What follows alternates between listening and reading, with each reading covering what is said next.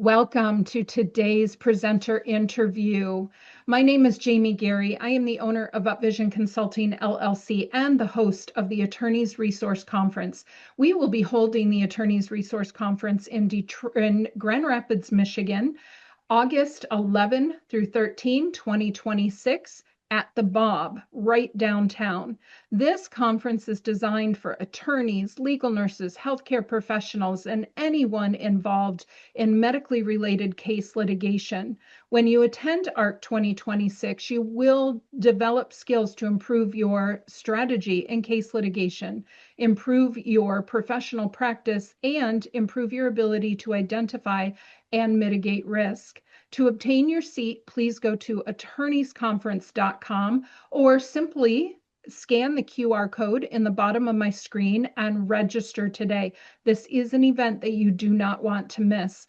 I would like to now welcome Barbara Levin to our interview, and I'm going to turn things over to her with our first question. Hello, Barbara. How are you? Hello, Jamie. I am so excited to be here today and to be one of your speakers for the ARC 2026. We are very excited. You were with us last year at 2025, and in the beginning, I goofed up a little bit and almost said Detroit, but that's where we were last year at the beautiful Historic Garden Theater, and you joined us. I would love for you to tell our audience a little bit about who you are and what kind of work you do. Absolutely. I'm Barbara Levin, and I'm an orthopedic trauma nurse with more than 40 years of clinical experience at Massachusetts General Hospital, where I serve as the clinical scholar. I provide direct patient care, I orient new staff, and work together with nursing students. I'm a nationally recognized legal nurse consultant and expert witness, and I bring clinical precision and authority to complex medical legal cases. I'm honored to be a National Fellow of the National Association of Orthopedic Nurses, the FNAON designation, which represents the highest level of professional recognition for my national, international leadership in patient safety, education, and advancing orthopedic nursing standards. I have served in leadership roles at the highest levels of nursing, including the American Association of Legal Nurse Consultants, where I served as the president, the National Association of Orthopedic Nurses Board of Directors, and as the chair of the Massachusetts Board of Registration in Nursing, appointed by two governors. In the medical legal arena, I serve as an orthopedic and medical surgical nurse expert and have testified for both plaintiff and defense cases. My testimony has reached state and federal courts, and we had a matter that actually advanced to a Supreme Court. One of my specialties and passions with regard to orthopedics is high-risk spine emergencies, which is what I'll be talking about at this conference, such as cervical spine hematomas and cauda equina syndrome. These are time-sensitive conditions where delay in recognition can result in permanent neurologic injury. I will bridge the gap from clinical orthopedics and the courtroom, and I will focus on the standards of care, complications, delay in recognition, while helping attorneys understand what should have happened and when.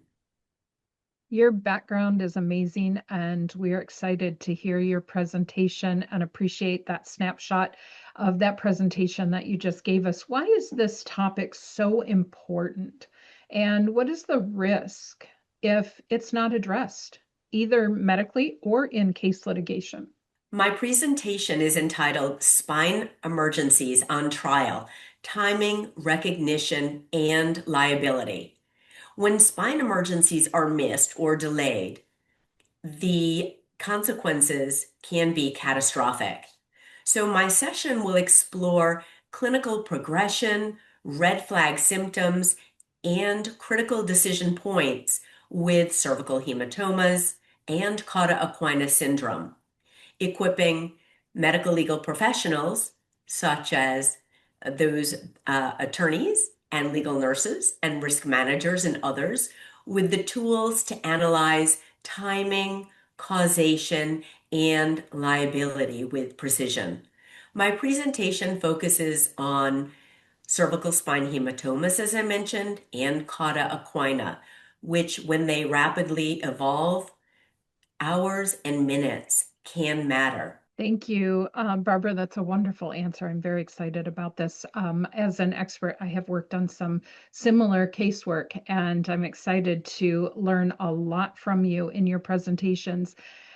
Being a part of ARC 2026, what drew you to us? What enticed you to come back and to take the stage a second time and to offer such a wonderful presentation? Well, ARC 2025 was a huge success. I really enjoyed myself. I enjoyed the networking, I enjoyed the presenters, I enjoyed everyone there. And Jamie, you really went above and beyond putting together such a comprehensive and fun conference. What also drew me is that there are so many amazing professionals who influence outcome, and they're both in the healthcare arena as well as in the courtroom. So the conference presenters include judges, attorneys, physicians, and legal nurses. And that creates a powerful environment for learning and collaboration. So I am always drawn to audiences who seek depth, clarity, and practical insight, particularly when complex medical issues intersect with litigation. So I know that ARC 2026 promises to be an engaging experience, and I know there's some surprise speakers that are designed to energize the audience and spark fresh thinking. So I know there have been some teasers with a variety of emails, and I really can't wait to hear more about it and be present. We are excited to really reach August and make this whole thing happen. You are going to be speaking on one of those topics that really bridges our professions in the importance of this topic, the critical attention needed to this topic. When you are presenting, what do you want your audience to think or to feel or to do differently as the result of your presentation? I want attendees to feel empowered and not intimidated by the complex medical records. Legal nurses play a critical role in assisting attorneys understand what the chart is saying. And by approaching the medical records methodically, legal nurses and attorneys can analyze timelines, identify standards of care, delays in standard of care, and evaluate whether or not the escalation occurred when symptoms changed. Equally important is understanding the legal framework surrounding the cases. Attendees should think critically about those deviations in care and what the standards of care are, as I mentioned. And we will take a look at communication among providers. And very important topic is timing of diagnostic testing and surgical consultation. In litigation, details matter. And when they're documented, when providers are notified, and when imaging is ordered, and how quickly treatment occurred are really important things that we will discuss. And most importantly, I want everyone to recognize spine emergencies immediately when they appear in a chart. Red flags such as escalating pain, neurologic deterioration, saddle retention, motor weakness, saddle anesthesia, sensory deficits, difficulty swallowing must trigger urgent evaluation and escalation of care. And when those symptoms are missed or minimized, then the consequences can be catastrophic for the patient and legally significant in determining causation and liability. So in spine cases, time equals nerve function. And in litigation, the timeline often becomes the central piece of evidence. So, when we look at this type of a case, what do you believe is the most misunderstood by people evaluating these cases?